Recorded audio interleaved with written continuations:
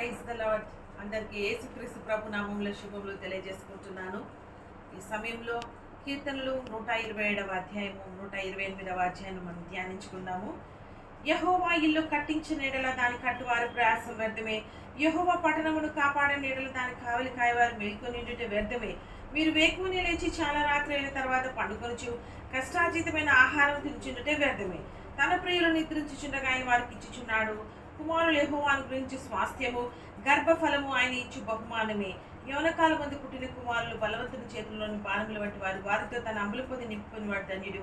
అట్టివారు సిగ్గుపడక గుమ్మములో తమ విరోధులతో వాదించుదురు. యెహోవా యందు భయభక్తులు కలిగి ఆయన త్రోవలేందు నడిచి వారందరూ ధన్యులు. నిశ్చయముగా నీవు నీ చేతుల కష్టార్జితం అనుభవించదు.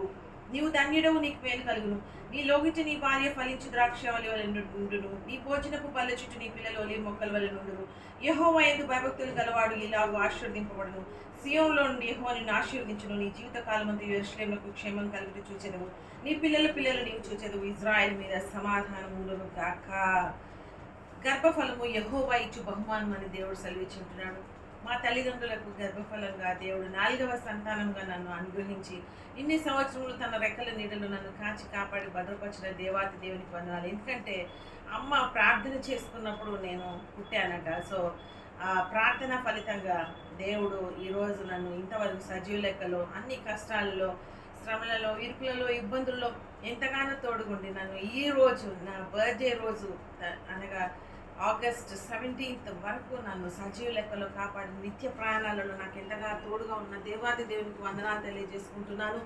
నిజంగా దేవుడు మహాగణుడు.